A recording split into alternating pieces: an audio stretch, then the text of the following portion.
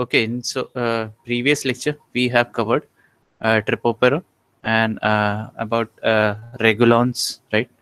Various molecules involved in positive and negative regulation, right? Okay, now we will be going through araoperon, okay, and lacoperon have been taught in semester 5th, so I don't think it is further required, क्योंकि वो आपको पता है. अगर नहीं, अगर आपको लग रहा है कि you want again, you can go through YouTube video, उधर आपको लैकोपेरॉन मिल जाएगा अच्छे से, and it has been described in great details. Okay, now we will start with araoperon. Okay, araoperon is for arabinose. Okay, जैसे ribose हो गया, okay, glucose हो गया, वैसे अरेबिनोस है क्या, एक टाइप का कार्बोहाइड्रेट है. ओके, तो बेसिकली इसका यूटिलाइजेशन है. ठीक है, अरेबिनोस यूटिलाइजेशन ओपेरॉन. ठीक है, ओके. तो ग्लूकोज आपने सुना रहेगा, लैकोपेरॉन सुना रहेगा, ट्रिपोपेरॉन प्रोडक्शन के लिए एनाबोलिक ओपेरॉन है. ठीक है, अरेबिनोस के इट इज अ यूटिलाइजेशन, मतलब अरेबिनोस को यूटिलाइज करने के लिए ओपेरॉन है. ठीक है, कंट्रोल्ड है. जब अरेबिनोस यूटिलाइज करने के जो एंजाइम्स चाहिए वो एराओपेरॉन में. ठीक है, ओके, एंड उसके बारे में हम लोग डिटेल में देखेंगे. ठीक है, तो ये भी इसमें बोला है पॉजिटिव एंड नेगेटिवली रेगुलेटेड है. कैसे रेगुलेटेड है वो सिमिलर पैटर्न है, हम लोग देखेंगे इसके बारे में.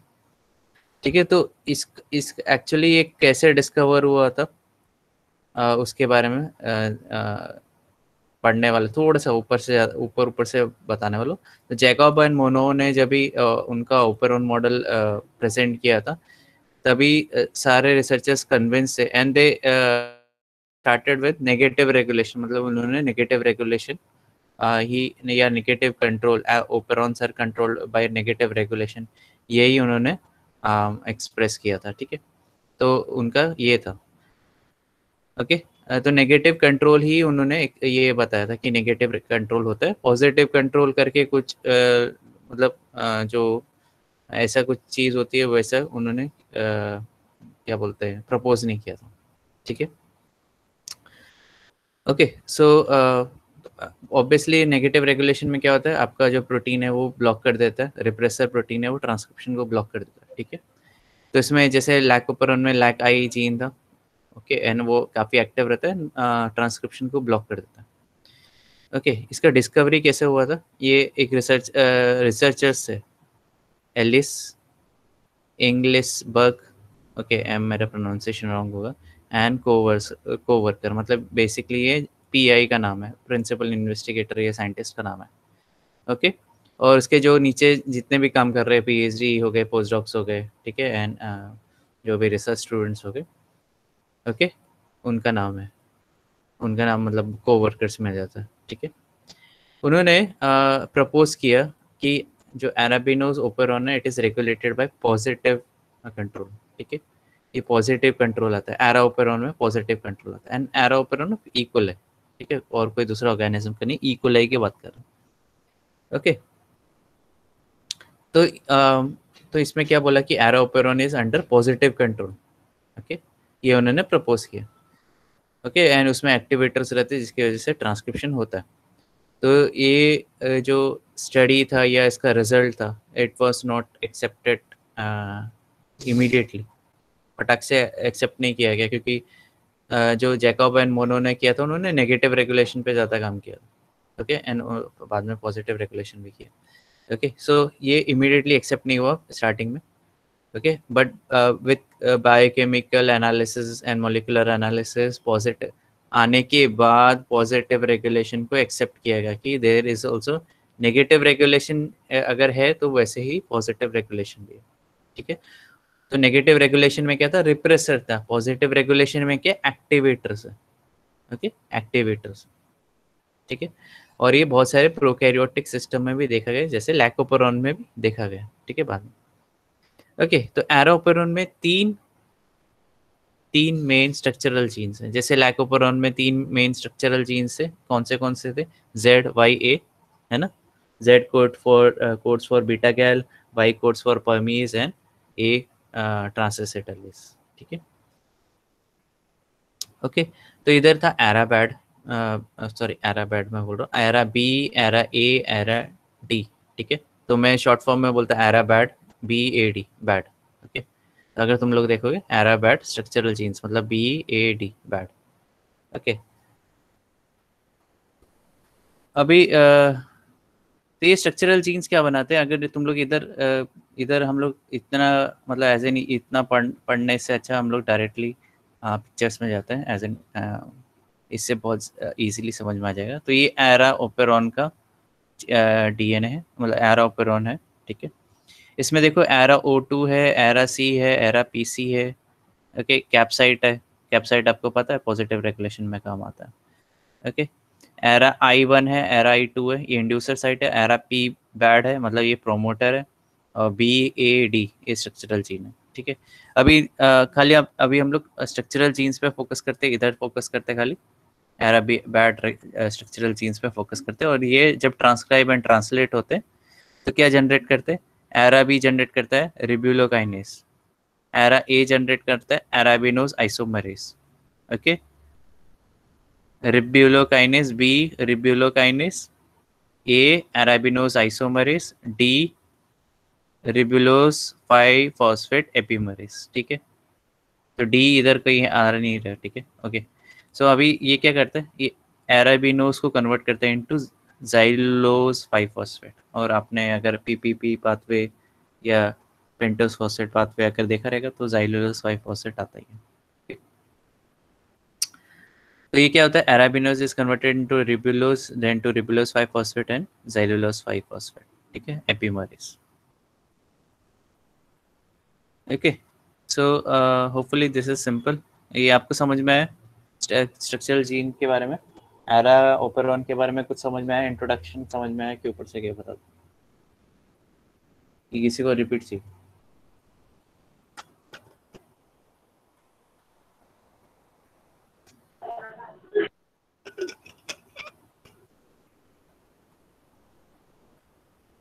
बाकी लोग को समझ नहीं है?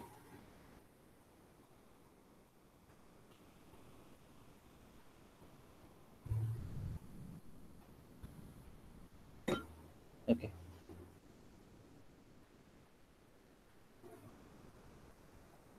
ओके। सो क्या हो रहा है आपका, हम लोग ने अभी खाली क्या देखा, एरा बैड, बैड मतलब ara B, ara A and ara D structural gene से कौन से, ये भी पॉलीसिस्ट्रॉनिक है, बट इसमें से कौन से जी इंजाइम्स जनरेट होते हैं और क्या किसको किस में कन्वर्ट करते हैं, तो एराबिनोस को जाइलोज 5 फॉस्फेट में कन्वर्ट करते हैं, ओके। तो ये याद रख लेना, ठीक है। तो इसका इंटरेस्ट बहुत काफ़ी इंटरेस्टिंग मैकेनिज्म है इसका, जैसे लैकोपेरॉन का सिंपल था, ये थोड़ा सा थोड़ा टेढ़ा है, ओके। अगर तुम लोग देखोगे तो इसमें प्रमोटर साइट है, okay, and promoter for structural gene P bad ये इधर है, ओके। एंड ये एक्चुअली जो प्रमोटर है उसमें इंड्यूसर साइड भी है एंड कैप साइड भी, ओके। तो अगर तुम लोग देखोगे प्रमोटर से ओवरलैप करते हुए कैप साइड भी रहता है, उसमें एरा I1 है, एरा I2 है। तो I1 एंड I2 क्या, these are inducer sites, okay. And cap site क्या है, कैप साइड क्या होता है, दीज आर नथिंग बट जैसे हम लोगों ने लैकोपोरॉन में देखा था, कैप साइड में कैप प्रोटीन, कैटाबोलाइट एक्टिवेटर प्रोटीन जाके बैठ जाता है, ओके। एंड कैटाबोलाइट एक्टिवेटर प्रोटीन जाके बैठता है, प्लस उसके साथ कैटाबोलाइट एक्टिवेटर प्रोटीन के साथ आपको साइक्लिक एएमपी भी रिक्वायर्ड रहता है, तब वो कॉम्प्लेक्स मिलके आपको कैप्साइट में जाके बैठेगा, ठीक है, अकेले नहीं बैठेगा, ओके। सो इधर प्रमोटर है और इधर ऑपरेटर नहीं है, ठीक है। तो ये बच गए तुम लोग, ठीक है। तो एरा सॉरी प्रमोटर है, एरा I1 है, I2 है एंड कैप्साइट, ठीक है, ओके। कैप्साइट है, एरा I1 है, I2 है, ठीक है, इंड्यूसर साइड एंड प्रमोटर है, ओके। नेक्स्ट है, तो ये होपफुली ये समझ रहे हैं, कैप्साइट इधर है, ये भी I1 है, I2 है, इंड्यूसर साइट है, ठीक है, मतलब इंड्यूसर आके बैठेंगे इधर, और इधर प्रमोटर साइट है, ठीक है। तो जब भी इसको जीन को एक्सप्रेस करना रहेगा तो इधर आपका क्या बोलते हैं, आरएनए पॉलीमरेज इधर आके बैठेगा, ओके। एंड इधर एक और है, प्रमोटर है, थोड़े गैप में प्रमोटर साइट है, और पीसी दे बोला है इसको, प्रमोटर फॉर एरासी। तो एरासी एक टाइप का जीन है। ओके, क्या जीन है वो देखते हैं। और एरा O2 है, ये ऑपरेटर साइट इधर है। तुम बोलोगे कि प्रमोटर इधर है, ऑपरेटर इधर है, क्या चक्कर के? चक्कर के तो हम लोग देखेंगे। ओके, तो एरा सी से आपका एरा सी mRNA जनरेट होता है। ओके, इधर प्रोमोटर है, इधर भी आरएनए पॉलीमरेज बैठता है, स्ट्रांगली बाइंड करता है। ओके, एरा सी आरएनए से जो प्रोटीन प्रोडक्ट जनरेट होता है वो एराबिनोज बाइंडिंग साइट होता है। ठीक है, होता है कैसा है, कैसे होता है देखते हैं अभी। तो इसके लिए मैं व्हाइट बोर्ड में आ जाता हूँ। ओके, सो हम लोगों ने क्या क्या देखा अभी, क्या क्या देखा अभी। इधर तुम्हारे स्ट्रक्चरल जीन्स है, ठीक है, पी बैड हो गया। Okay, bad. फिर आता है आपका प्रमोटर, प्रमोटर फॉर बैड। ठीक है, तो इधर आपका आरएनए पॉलीमरेज बैठना चाहिए, बट इधर क्या, एक I2 है और एक I1 है। ये क्या इंड्यूसर साइट है। ठीक है, उसके साथ क्या है, और आपका कैप साइट है। ठीक है, तो ये आरएनए पॉलीमरेज इधर कब बैठेगा, इधर कब बैठेगा, प्रोमोटर साइट पे, प्रोमोटर साइट पे कब बैठेगा, और इसको कभी ट्रांसक्राइब करेगा BAD को। ये जब ही ट्रांसफर करेगा जब ही इधर आपके आपको अगर याद रहेगा तो कैप प्रोटीन और साइक्लिक AMP का जो कॉम्प्लेक्स है इधर आके बैठेगा। ठीक है, तब ये प्रमोटर क्या हो जाएगा, it has higher affinity to, sorry, promoter में हायर एफिनिटी आ जाएगी, जिससे आरएनए पॉलीमरेज अच्छे से बाइंड कर पाएगा प्रमोटर में। ठीक है, एंड देन BAD जीन को ट्रांसक्राइब करेगा। ओके, तो तुम बोलोगे कि कॉम्प्लेक्सिटी किधर आ रही है, अभी कॉम्प्लेक्सिटी आ रही है इधर, इधर आ रही है कॉम्प्लेक्सिटी। ओके, इधर है प्रमोटर साइट थोड़ा दूर में, प्रमोटर फॉर C। ठीक है, फिर इधर आता है एरा C, एरा C, और इधर आता है O2। ये ऑपरेटर साइट इधर है। ठीक है, ऑपरेटर साइट इधर है। तुम बोलोगे कि ऑपरेटर इधर है, प्रमोटर इधर है, तो चक्कर क्या है, ये क्या होगा इसका। ठीक है, तो बेसिकली ये एक टाइप का प्रोटीन बनाता है, ट्रांसक्राइब एंड ट्रांसलेट करके प्रोटीन बनाता है। ओके, तो मैं थोड़ा सा क्रूड फॉर्म में बना रहा हूँ। ठीक है, और इसमें क्या है, इट हैज़ एराबिनोज बाइंडिंग साइट। ध्यान से सुनो, एरा सी है, इट हैज़ एराबिनोज बाइंडिंग साइट। ठीक है, एराबिनोज बाइंडिंग साइट। तो जब एराबिनोज रहेगा तब ये इसको बाइंड करेगा। ठीक है, जब एराबिनोज प्रेजेंट रहेगा मीडियम में तब ये इसको बाइंड करेगा, नहीं तो बाइंड ही नहीं करेगा। ठीक है, तो आप बोलोगे कि अगर बाइंड नहीं किया तो क्या चेंजेस आएंगे। तो बेसिकली ऐसे दो एराबिनोज प्रोटीन, ठीक है, एरा सी के प्रोटीन, ओके, ये दो मिलके क्या करेंगे, किधर बैठेंगे आपके, एक इधर बैठेगा और एक इधर बैठेगा, इधर बैठेगा भाई,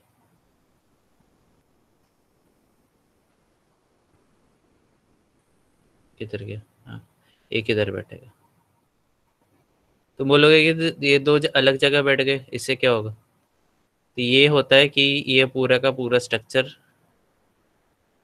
ट्विस्ट आता है, ट्विस्ट एज इन, अगर तुम लोग इधर देखोगे तो दिख रहा है आपको एरासी प्रोटीन। ठीक है, एरासी प्रोटीन दिख रहा है, और एरासी प्रोटीन इट इज अनबाउंडेड, मतलब इसके साथ कोई एराबिनोज नहीं है, एराबिनोज बाउंड फॉर्म में नहीं है।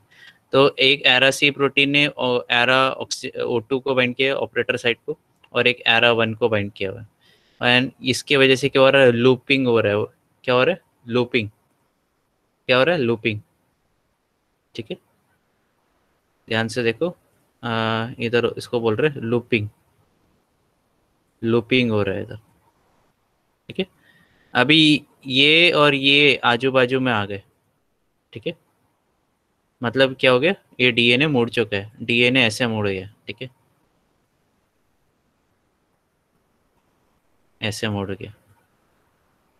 ठीक है, तो इधर इधर O2 का साइट है, ठीक है, और इधर आपका I1 का साइट है, ठीक है,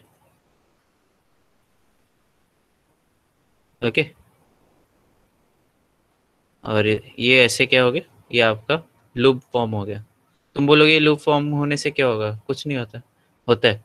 ये लूप ऐसा डीएनए लूप बन रहा है, ठीक है। तो बेसिकली ये क्या है, एकदम ऐसा हम लोग अ, एकदम थोड़ा सेपरेट करके बनाया, बट ये it is cut to cut, ठीक है, ओके। तो ये एकदम ऐसा फॉर्म हो गया, लूपिंग फॉर्म हो गया। अभी ये लूपिंग फॉर्म होने से क्या होता है, जो तुम्हारा कैप साइट है वो इधर कहीं है, ठीक है। तो कैप साइट में अभी it is, cap site is not available for binding. मतलब क्या हो गया, लूपिंग के वजह से क्या हो गया, कैप साइट पे कैप और साइक्लिक एएमपी जो कॉम्प्लेक्स रहता है वो इधर आके बैठ नहीं पाएगा, ठीक है, कैप साइट पे नहीं बैठ पाएगा, ओके। अगर कैप साइट पे नहीं बैठ पाया तो ऑब्वियसली आरएनए पॉलीमरेज क्या होगा, इसको बाइंड ही नहीं कर पाएगा। किसको बाइंड नहीं कर पाएगा, इसको, प्रमोटर साइट पे। और प्रमोटर साइट पे अगर आरएनए पॉलीमरेज बाइंड नहीं कर पाया तो ट्रांसक्रिप्शन नहीं होगा। समझा कि ऊपर से क्या, बता दो। ऊपर से जा रहा है फिर भी बता दो, समझ रहा है फिर भी बता दो।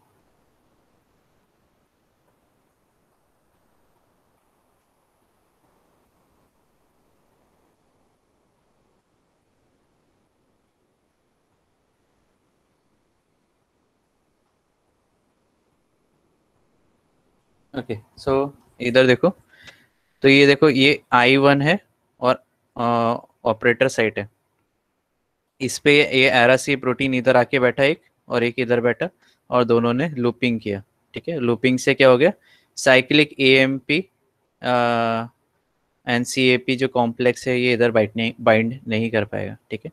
इसलिए आरएनए पॉलीमरेज इधर ये जो प्रमोटर है उसको बाइंड नहीं कर पाएगा, और बाइंड नहीं किया तो इधर क्या हो जाएगा, बंद हो जाएगा, पाथवे बंद हो जाएगा, ठीक है। जैसे ये इधर दिखा रखा है, this is basically termination of transcription, ठीक है, ओके। अब बोलो, अब देखो इधर क्या है, ये है इधर बाइंडिंग साइट है, किधर है, एराबिनोज बाइंडिंग साइट है।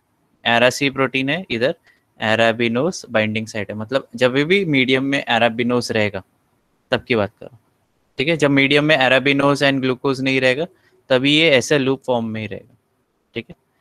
एराबिनोज नहीं रहेगा एंड ग्लूकोज नहीं रहेगा तभी भी ये फॉर्म में रहेगा। अभी हम लोग बात करें एराबिनोज प्रेजेंट है एंड ग्लूकोज एब्सेंट है, ठीक है। तो एराबिनोज प्रेजेंट है तो क्या होगा, ये इसको बाइंड करेगा, किधर, इधर दिख रहा है एराबिनोज बाइंडिंग साइट, तो इधर बाइंड कर लेगा, ठीक है। तो एक ने इसको इधर बाइंड किया और एक ने इधर बाइंड किया, तो I1 वाला जो एरासी प्रोटीन है वो उधर का उधर ही रह जाएगा, ठीक है। बट जो एरा O2 में बैठा ऑपरेटर साइट पे जो एरासी प्रोटीन बैठा हुआ है वो क्या हो जाएगा, क्योंकि इधर एराबिनोज बाइंड हुआ है तो इसका जो क्या होगा, देयर विल बी, क्योंकि ये डीएनए बाइंडिंग प्रोटीन पढ़ रहे हैं ना हम लोग, ओके। सो इसमें क्या होगा, डीएनए में मॉड्यूलेशन, मतलब प्रोटीन में मॉड्यूलेशन आएगा जिसकी वजह से वो डीएनए को छोड़ देगा, और अभी किसको पकड़ेगा, I2 को पकड़ेगा। कैसे पकड़ेगा, देखो इधर, ये दिख रहा है I1 एंड I2 है, ठीक है। I1 में ही बैठा था पहले इधर, ठीक है। अभी उसने क्या किया, ऑक्सीजन को छोड़ दिया, ऑपरेटर को, सॉरी, ऑपरेटर को छोड़ दिया, और ये I2 में आके बैठ गया, ठीक है। तो operator is now free, okay. Operator free हो गया तो क्या हो गया, cap site is now exposed, उसमें साइक्लिक एएमपीएन कैप कॉम्प्लेक्स मिलके आके बैठ जाएंगे, एंड आरएनए पॉलीमरेज पूरा का पूरा BAD जीन्स एक्सप्रेस कर देगा, जिससे आपका एराबिनोस यूटिलाइज हो जाएगा। ऊपर से गया कि समझा,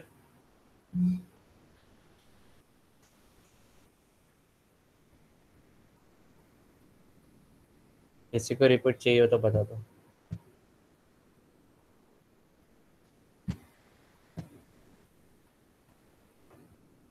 तो एक बार व्हाइट बोर्ड से भी देख लेते। तो हम लोगों ने क्या बात किया था, ऑपरेटर पे एक प्रोटीन एरासी प्रोटीन जाके बैठा है, और I1 में एक एरा प्रोटीन में जाके एरासी प्रोटीन आके बैठा है, तो क्या हो गया, लूपिंग फॉर्मेशन हो गया, ठीक है। अभी क्या होगा, जब एराबिनोस, ओनली एराबिनोस इज प्रेजेंट, इसमें क्या एराबिनोस भी नहीं है, ग्लूकोज भी नहीं है, ये कंडीशन की बात की हम लोग, ठीक है।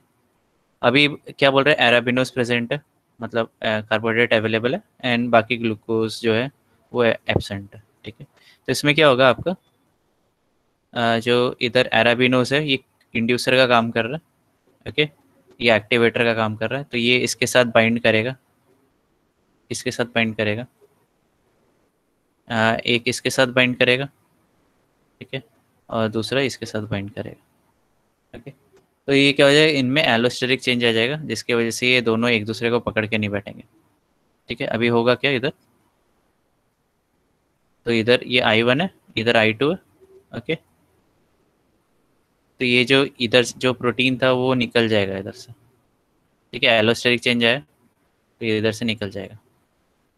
फिर क्या होगा वो प्रोटीन का, वो प्रोटीन इधर आके बैठ जाएगा, ठीक है, मॉडिफाइड प्रोटीन उसमें, क्योंकि एलोस्टेरिक साइड पे आपका एराबिनोज आके बैठा है, okay. Operator site is free, ठीक है। अभी जो इधर आपका कैप साइट है, ओके, कैप साइट है, अभी इट इज़ नाउ ओपन, तो इधर साइक्लिक एएमपी कैप कॉम्प्लेक्स इधर आके बैठ जाएंगे, ठीक है, ओके। एंड इधर जो आरएनए पॉलीमरेज प्रोमोटर पे आके आराम से बैठ के पूरा का पूरा ट्रांसक्रिप्शन करेगा, किसका, कौन से जीन का, BAD का, ठीक है, ara B, ara A, ara D, okay. And तभी तुम्हारे एराबिनोस यूटिलाइज होने चालू हो जाएंगे। जब एराबिनोस का कॉन्सेंट्रेशन कम हो जाएगा तो इधर से एराबिनोस निकल जाएगा, इधर से भी निकल जाएगा, तो क्या होगा, ये दोनों वापस लूपिंग फॉर्म करेंगे, सिंपल है, ओके। तीसरा जो ये है कंडीशन है, उसमें क्या बोला, तो हम लोगों ने दो कंडीशन क्या क्या देखे, जिसमें एक में ग्लूकोज भी नहीं है और एराबिनोज भी नहीं है, ठीक है। फिर नेक्स्ट में देखा एराबिनोज प्रेजेंट है, अभी तीसरी कंडीशन में देख रहे हैं एराबिनोज भी प्रेजेंट है और ग्लूकोज भी प्रेजेंट है। कैसे इसको कंक्लूड करेंगे, देखो, ग्लूकोज हायर कॉन्सेंट्रेशन में, तो मतलब एटीपी भी हायर कॉन्सेंट्रेशन में जनरेट हो रहा है, मतलब क्या हो गया, आपका एएमपी, साइक्लिक एएमपी का कॉन्सेंट्रेशन इज रिड्यूस्ड, ठीक है, ओके। तो ग्लूकोज हायर है कॉन्सेंट्रेशन में, तो साइक्लिक एएमपी भी कम कॉन्सेंट्रेशन में रहेगा, ठीक है, इन्वर्टली प्रोपोर्शनल है, ओके। साइक्लिक एएमपी कम रहेगा तो क्या होगा, इसके साथ कैप साइट में कैप प्रोटीन के साथ बाइंड करने वाला कोई नहीं रहेगा, ठीक है। इसकी वजह से क्या होगा, आपका ट्रांसक्रिप्शन नहीं होगा, जैसे लैकोपेरोन में होता है वैसे ही बात कर रहे हैं हम लोग इधर, ठीक है। तो इधर हम लोग बात कर रहे हैं, क्या बात कर रहे हैं, जो कैप साइट है उसमें कैप प्रोटीन और साइक्लिक एएमपी हायर कॉन्सेंट्रेशन में होना चाहिए। तो जब ग्लूकोज हायर कॉन्सेंट्रेशन में, तो जो एएमपी का लेवल डाउन रहता है, साइक्लिक एएमपी का, ओके।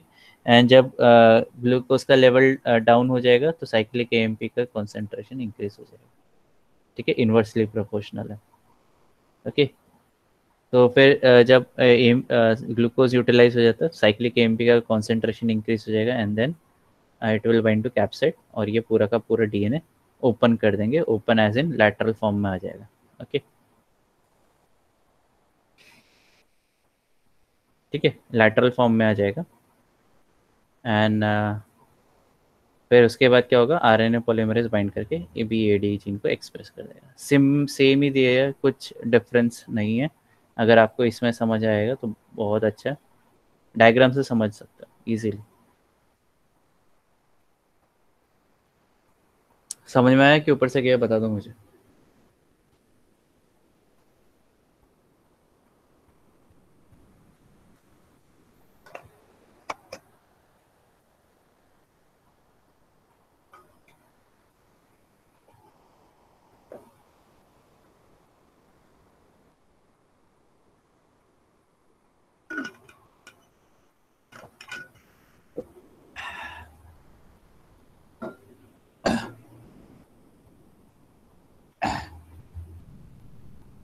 ओके, सो नेक्स्ट है आपका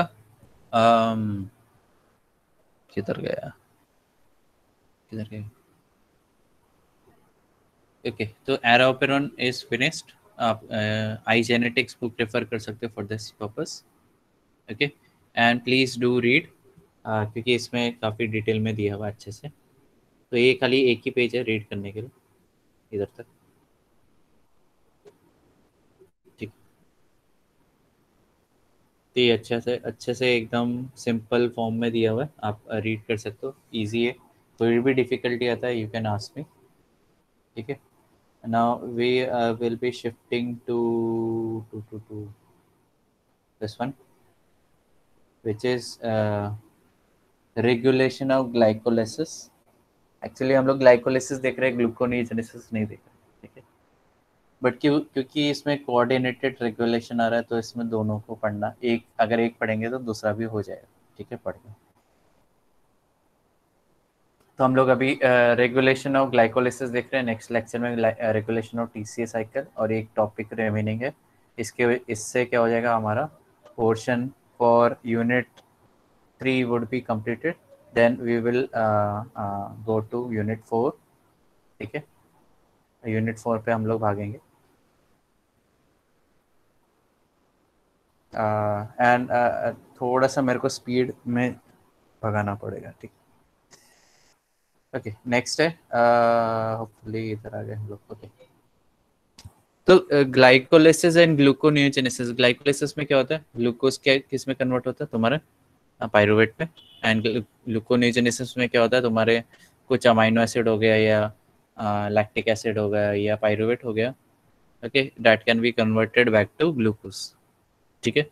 और अगर दोनों में देखोगे, ग्लूकोज एंड ग्लाइकोलाइसिस में दे शेयर 7 एंजाइम्स, ठीक है। 7 एंजाइम्स है जो रिवर्सिबली काम करते हैं, और जो 3 एंजाइम्स है वो इरिवर्सिबली काम करते हैं, क्योंकि उसमें एटीपी का रिक्वायरमेंट आ जाता है, और थोड़ा सा एक्सरकोनिक रिएक्शन है। तो ये रिवर्स ग्लूकोनियोजेनेसिस इनको डायरेक्टली रिवर्स नहीं करता, बट इनको एग्जैक्टली बाईपास कर सकता है, ठीक है। बाईपास मतलब दूसरे रिएक्शन कैरी आउट करके उसको बाईपास कर लेता है, ठीक है। तो इसको हम लोग सिंपली रिवर्सल ऑफ ग्लाइकोलाइसिस नहीं बोलेंगे, बट 7 एंजाइम्स कॉमन है, ठीक है। तो इसमें जो 3 एंजाइम्स जो मेन है, जो बेसिकली जिधर कंट्रोल किए जा सकते हैं ग्लाइकोलाइसिस को, वो है hexokinase, okay, phosphofructokinase 1, and pyruvate kinase. ये 3 एंजाइम है जिधर कंट्रोल किया जा सकता है या रेगुलेशन किया जा सकता है ऑफ ग्लाइकोलाइसिस, ठीक है। हेक्सोकाइनेस कौन सा हो गया, हेक्सोकाइनेस का क्या रिएक्शन है, ग्लूकोज टू ग्लूकोज 6 फॉस्फेट, ठीक है। फॉस्फोफ्रक्टोकाइनेस का क्या है, कि आपका फ्रक्टोज 6 फॉस्फेट में एक फॉस्फेट ऐड करना, ठीक है। और तीसरा क्या है, पायरुवेट काइनेस। तो पायरुवेट काइनेस क्या करता है, पीईपी को कन्वर्ट करता है इनटू पायरुवेट, ठीक है। तो उसमें क्या एटीपी जनरेशन है, और स्टार्टिंग में जो है 2, उसमें एटीपी यूटिलाइजेशन है, ओके। नेक्स्ट है, सो इधर आते हैं हम लोग।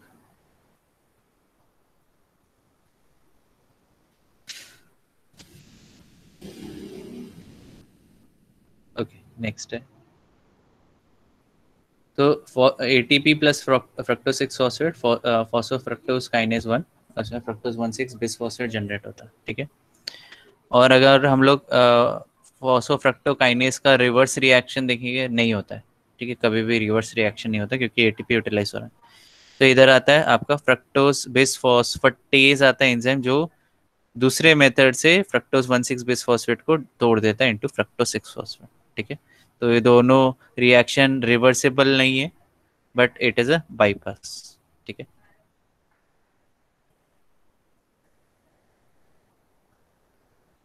ठीक है। सो अपोजिंग डायरेक्शन में जा रहा है, ठीक है। चलो आगे चलते हैं, ओके। सो इधर आप देख सकते हो, इधर ये क्या है, इधर हेक्सोकाइनेज, फॉस्फोफ्रक्टोकाइनेज एंड पायरुवेट काइनेज। तो पायरुवेट काइनेज को भी पीईपी से पायरुवेट में कन्वर्ट होता है, बट पायरुवेट से पीईपी कन्वर्ट होने में 2 स्टेप में होता है, pyruvate carboxylase and PEP carboxy kinase. 1 minute, तो ये 2 स्टेप रिएक्शन होते हैं, ठीक है, ओके। चलो आगे चलते हैं,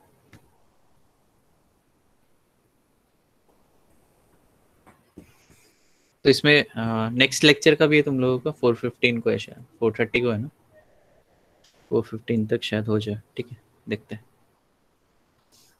ठीक है, होपफुली समझ में आ रहा है तुम लोगों को कि क्या पढ़ रहे हैं हम लोग।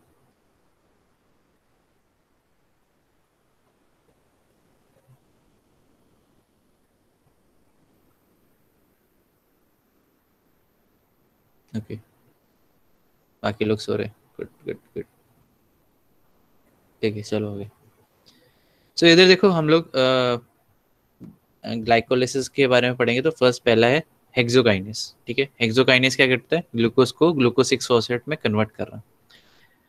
बट हेक्सोकाइनेस, आपने ग्लूकोकाइनेस भी सुना रहेगा। What is glucokinase? हेक्सोकाइनेस और ग्लूकोकाइनेस में क्या डिफरेंस है, वो हम लोग इसके बारे में आते हैं। तो हेक्सोकाइनेस क्या करता है? फ्री ग्लूकोज को ग्लाइकोलाइटिक पाथवे में एंट्री करवाता है, मतलब ग्लूकोज 6 फॉस्फेट में कन्वर्ट करता है। Okay? और एक टाइप का रेगुलेटरी एंजाइम है। इसमें इट कंसिस्ट ऑफ 4 आइसोजाइम, मतलब 4 टाइप के एंजाइम्स होते हैं। Hexokinase itself is a type of, मतलब उसमें उसके अंदर आते हैं 4 टाइप के एंजाइम्स, डिफरेंट एंजाइम्स, आइसोजाइम्स बोला जाता है।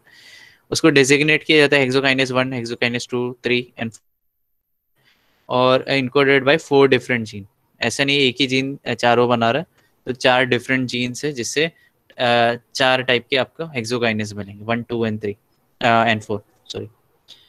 ओके, तो अगर आइसोजाइम्स को देखें, isozymes are different proteins that catalyse same reaction. आपने आइसो फंक्शनल फीडबैक इनहिबिशन के बारे में पढ़ा रहेगा, जिसमें जो 2 या उससे ज्यादा जो एंजाइम्स रहते हैं वो सेम रिएक्शन, सेम सबस्ट्रेट को सेम प्रोडक्ट में कन्वर्ट करता है।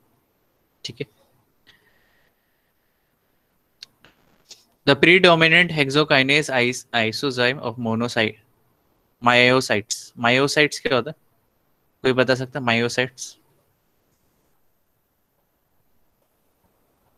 यस, कोई बता सकता है मायोसाइट्स क्या हो गए? किधर आएंगे मायोसाइट्स? यस, सो रहे सब लोग। मायोसाइट्स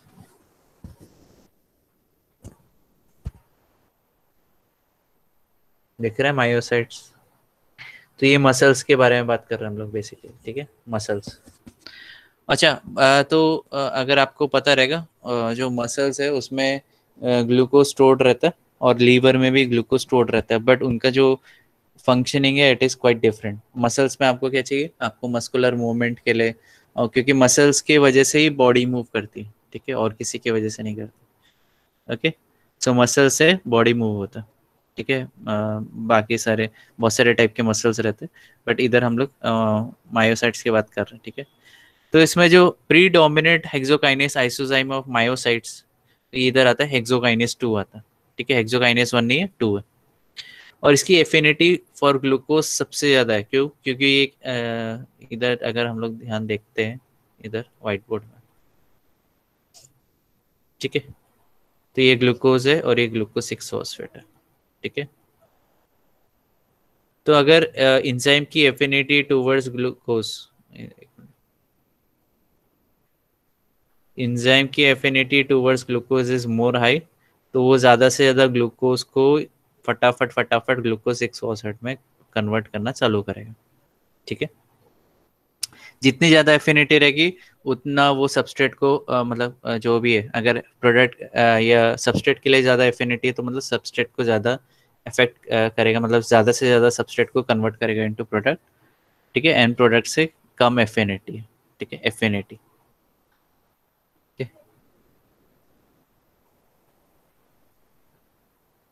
नेक्स्ट चलते हैं हम लोग। ओके, सो इधर क्या ग्लूकोज का एफिनिटी इज क्वाइट हाई। ठीक है, और ये हाफ सैचुरेशन इसका 0.1 मिली मोलार है, मतलब काफ़ी हायर कॉन्सेंट्रेशन में इसको क्या बोलते हैं, ये ब्लड ग्लूकोज को टॉलरेट कर सकता है, ग्लूकोज को टॉलरेट कर सकता है इन मायोसाइट्स। ठीक है,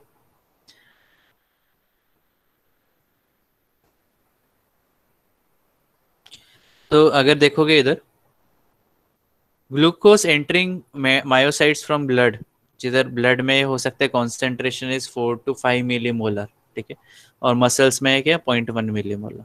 ठीक है, and intracellular glucose concentration high enough to start hexokinase 2। तो ये इसके वजह से जो हेक्सोकाइनेस 2 फटाफट सैचुरेट होना चालू होता है, क्योंकि उसकी एफिनिटी ज़्यादा रहती है, तो वो सबस्ट्रेट को प्रेफर करेगा, ज़्यादा से ज़्यादा वो प्रोडक्ट में कन्वर्ट कर देगा। ठीक है, ओके।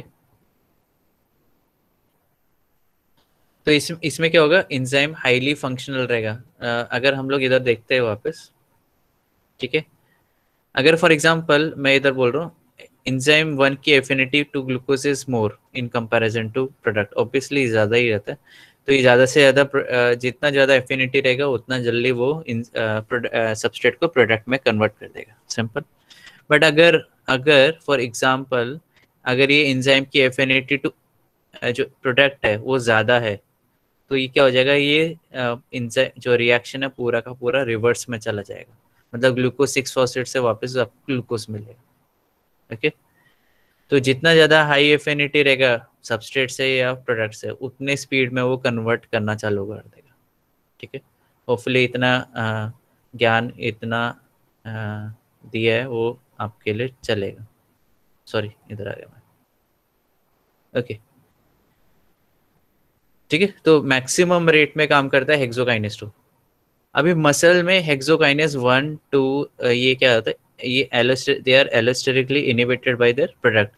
तो इधर जो ग्लूकोज 6 फॉस्फेट जो जनरेट हो रहा है, ग्लूकोज से ग्लूकोज 6 फॉस्फेट जो जनरेट हो रहा है, वो क्या कर रहा है, ये एंजाइम 1 हेक्सोकाइनेस 1 एंड हेक्सोकाइनेस 2 को हायर कॉन्सेंट्रेशन में इनिबिट कर रहा है। ओके,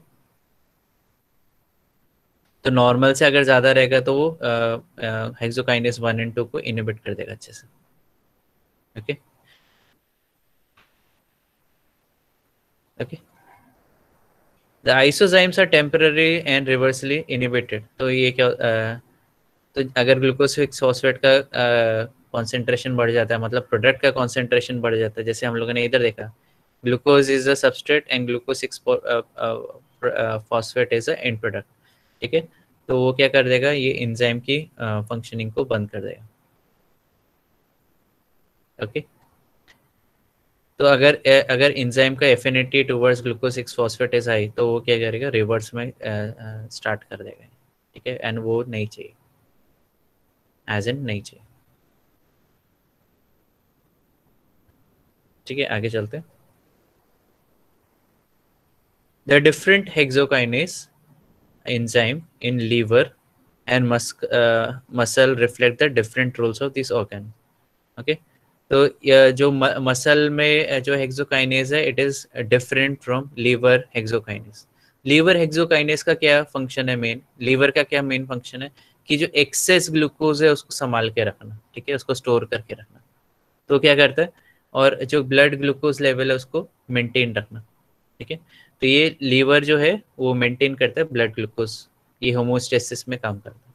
ठीक है, तो ये अगर एक्सेस ग्लूकोज है तो वो स्टोर करके रख देगा, अगर ग्लूकोज की कमी है, जैसे फॉर एग्जांपल आपने खाना खाया अभी, ठीक है, तो आपके पेट में डाइजेशन प्रोसेस चल रहा रहेगा, it takes 4 hours for vegetarians. ठीक है, and 18 to 23 days for non vegetarians, मतलब हमने अगर नॉन वेज खाया रहेगा तो 3 days तक ले सकता है for some digestion process to be initiated. Okay, and अगर आपने प्लांट बेस्ड वेजिटेरियन खाना खाया रहेगा तो it will be digested with in 4 hours. ठीक है, पूरा का पूरा 4 आवर्स में डाइजेस्ट हो जाता है। ओके,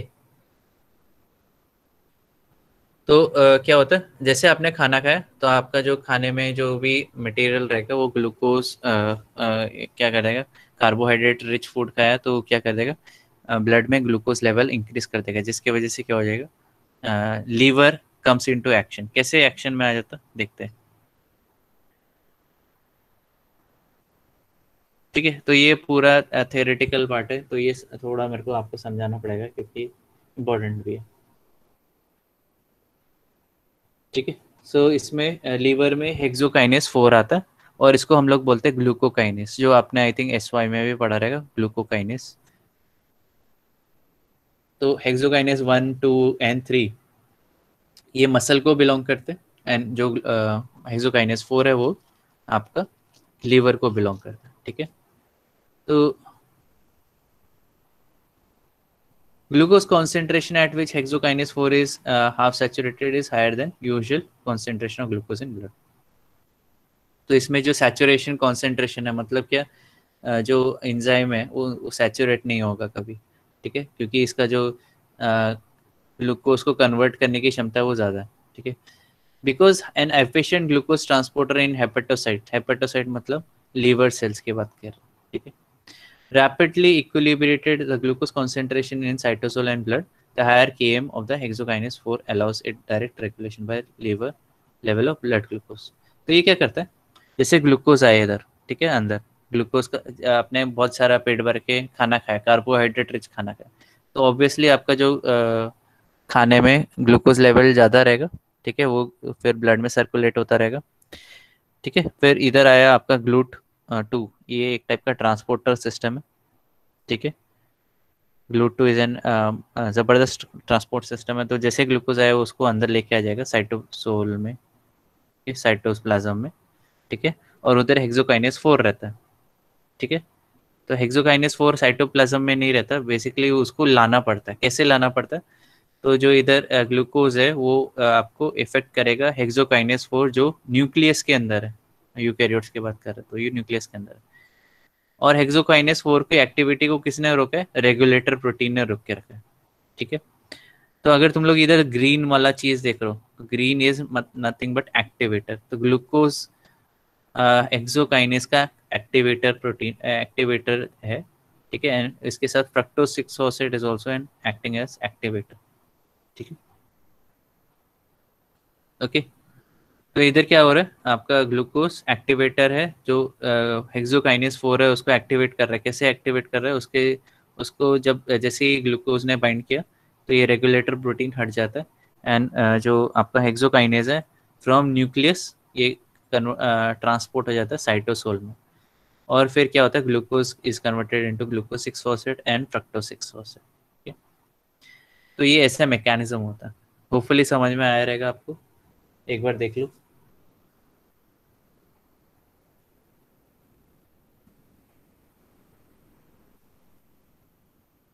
आ रहा है समझ में तो बता दो, नहीं आ रहा तो बता दो.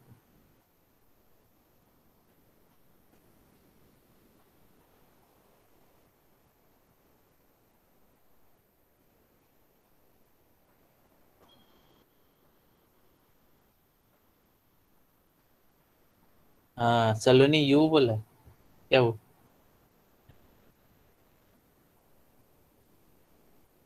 नींद आ रही है सलोनी है? हाँ हाँ, नींद में स्पेलिंग मिस्टेक ही होती है.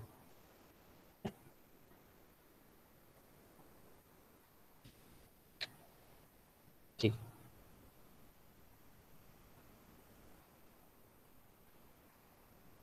चलो ठीक है. तो हेक्सोकाइनेस 4 क्या रहता है, रेगुलेटर प्रोटीन से बाउंड रहते हैं इन न्यूक्लियस. और उसको एक्टिवेट कैसे करते हैं, ये ग्लूकोज जब अंडर ट्रांसपोर्ट होता है तो हेक्सोकाइनेस 4 क्या हो जाता है, वो रेगुलेटर प्रोटीन वो मॉड्यूलेट कर देता है. हेक्सोकाइनेस 4 बाहर आ जाता है, मतलब इन साइटोसोल में आ जाता है. एंड देन फिर वो ग्लूकोज को कन्वर्ट करता है in glucose 6 phosphate and fructose 6 phosphate. Fructose 6 phosphate is also activator, but किसका एक्टिवेटर देखता है आगे, ठीक है. तो ये क्या है, आपका मैकेनिज्म है जिससे आपका ब्लड ग्लूकोज रेगुलेट होता है, ठीक है. आपने बहुत ज़्यादा खाना खाया तो ब्लड में बोलते हैं, जिसको डायबिटीज़ है तो वो लोग क्या करते हैं, ब्लड ग्लूकोज नापते रहते हैं बिफोर फूड आफ्टर फूड, ठीक है. तो ये आपके उसमें भी नहीं होना चाहिए, मतलब आपको डायबिटिक जो है लाइफस्टाइल है उसको आपको चेंजेस करने पड़ेंगे. ओके, तो इधर आपका जो ट्रांसपोर्टर है वो ग्लूट 2 है, ठीक है. Okay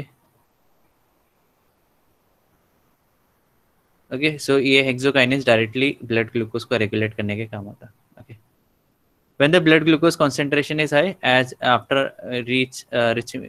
meal rich in carbohydrates, excess glucose is transported to hepatocyte. तो ये जो excess glucose है मतलब जो एनर्जी चाहिए नहीं, तो excess glucose को ट्रांसपोर्ट किया जाता है इनटू हेपेटोसाइट या लीवर में डाला जाता है. वेयर हेक्सोकाइनेस 4 ये क्या करता है, convert into glucose 6 phosphate, right.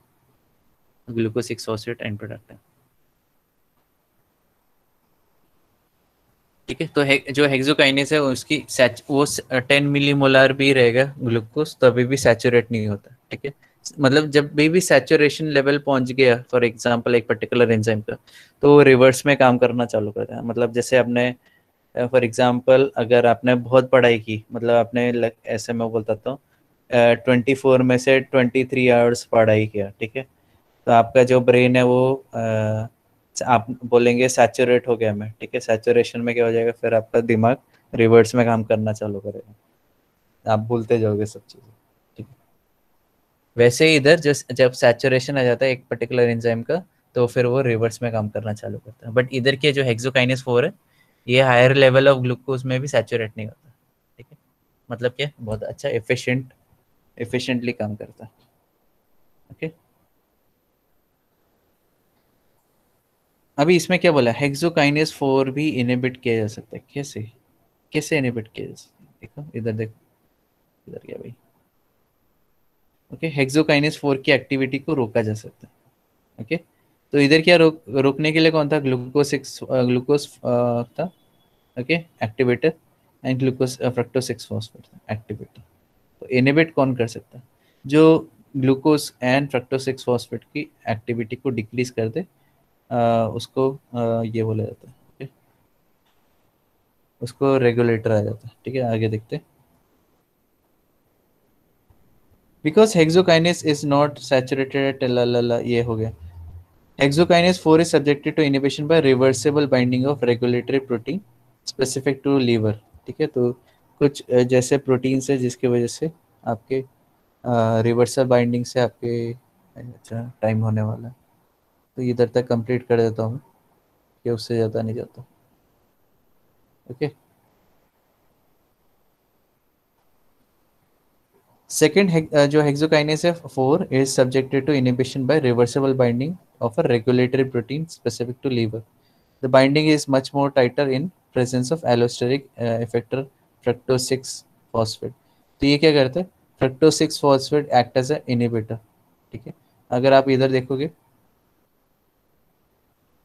किधर गया भाई वो diagram.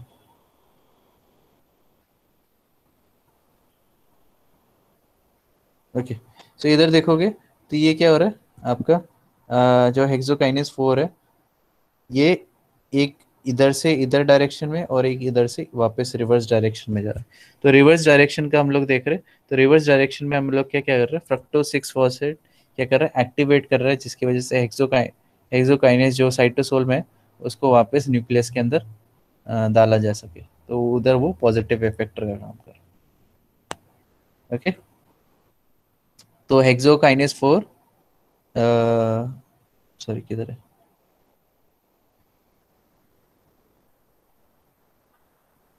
Okay, Hexokinase 4 is subjected to inhibition by reversal binding of regulatory protein over to liver। ठीक है, तो लीवर में से कुछ प्रोटीन्स रिवर्सिबली बाइंड कर सकते हैं हेक्सोकाइनेस 4 को, जिसकी वजह से हेक्सोकाइनेस 4 की एक्टिविटी रुक जाएगी। ओके, तो फ्रक्टोज 6 फॉस्फेट क्या कर रहा है, ये जो इनहिबिटर है उसको उसकी ताकत या क्षमता बढ़ा रहा है, जिसकी वजह से ज़्यादा अच्छे से टाइटली बाइंड करे तुम्हारा एलोस्टेरिक इफेक्टर, सॉरी हेक्सोकाइनेस 4 को बाइंड कर सके। Okay, glucose competes with fructose 6 phosphate. तो अभी क्या होगा, जब भी अगर फ्रक्टोज 6 फॉस्फेट आएगा, तो ग्लूकोज भी क्या करेंगे, कॉम्पीट करेगा। तो फ्रक्टोज 6 फॉस्फेट एंड ग्लूकोज में कंपटीशन हो जाता है कि जो तुम्हारा हेक्सोकाइनेज है उसमें कौन जाके बाइंड करेगा। ठीक है,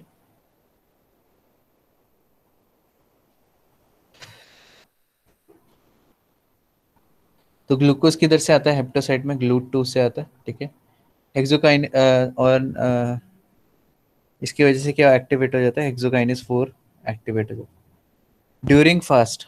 जैसे काफ़ी लोगों का अभी फास्ट चल रहा रहेगा। ठीक है, एंड तो इसमें क्या होता है, ब्लड ग्लूकोज जो होता है वो ड्रॉप हो जाता है, 5 मिलीमोलर से भी कम हो जाता है। ठीक है, fructose 6 phosphate triggers the inhibition of hexokinase. तो इधर क्या होता है, जो फ्रक्टोज 6 फॉस्फेट जो इनिबिशन लगा के बैठा है उसको बंद कर देता है।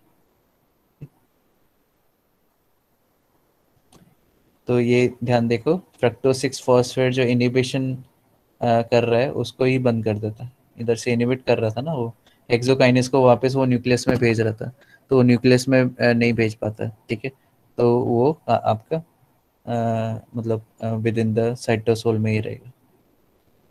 ओके,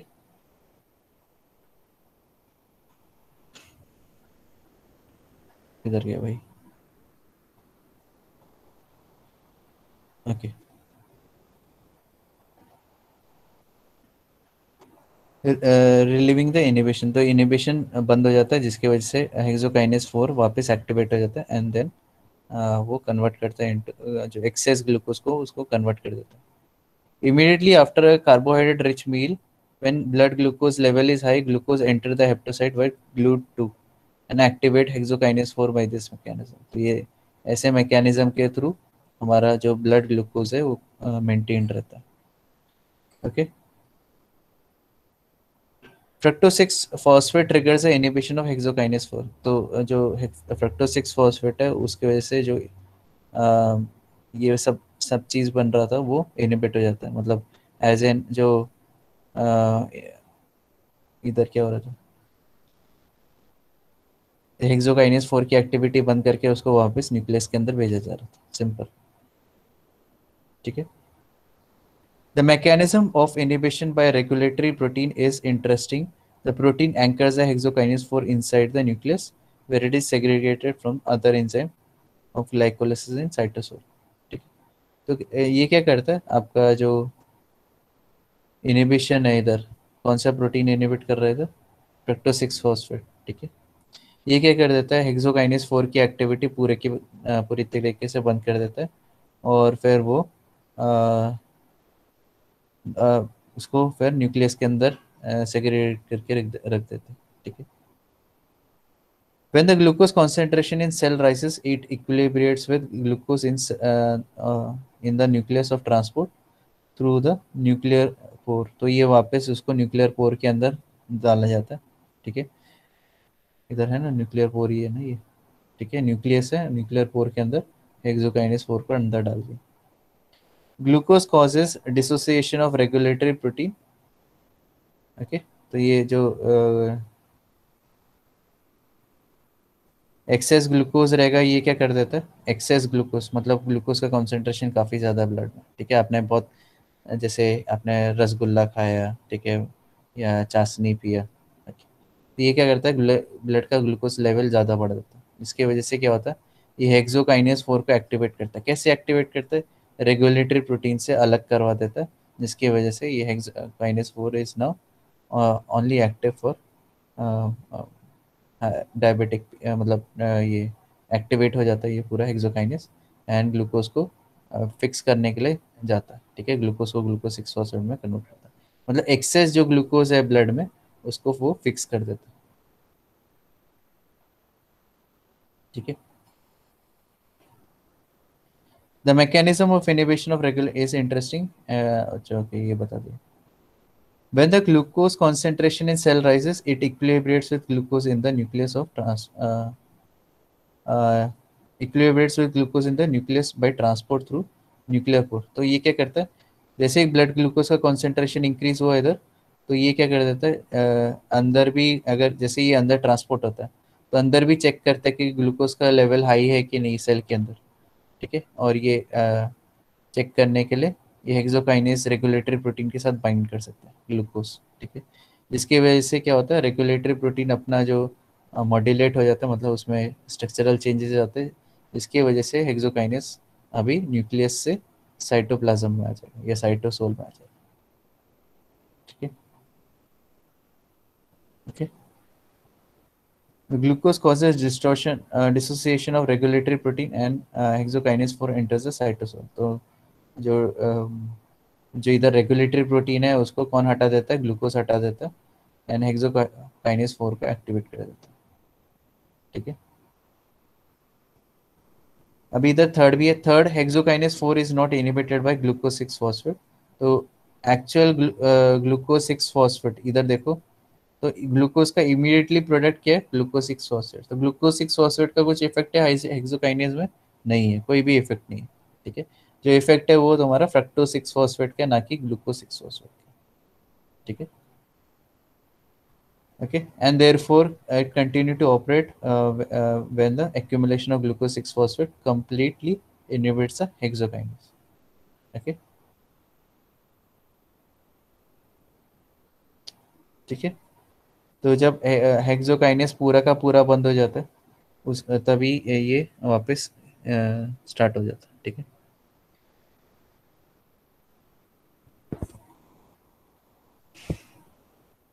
ओके, एक मिनट में वापस बोल देता हूँ लास्ट सेंटेंस। तो हेक्सोकाइनेस तब तक वर्क करता रहेगा जब तक फ्रक्टोज 6 फॉस्फेट की कंसंट्रेशन ज़्यादा ना हो। ठीक है, ग्लूकोज 6 फॉस्फेट की कंसंट्रेशन ज़्यादा रहेगी तो उसको कोई मतलब नहीं है, क्योंकि it is insensitive to glucose 6 phosphate, but it is sensitive to fructose 6 phosphate. ठीक, इधर जो है। ओके, तो होपफुली तुम लोगों को समझ में आ रहेगा।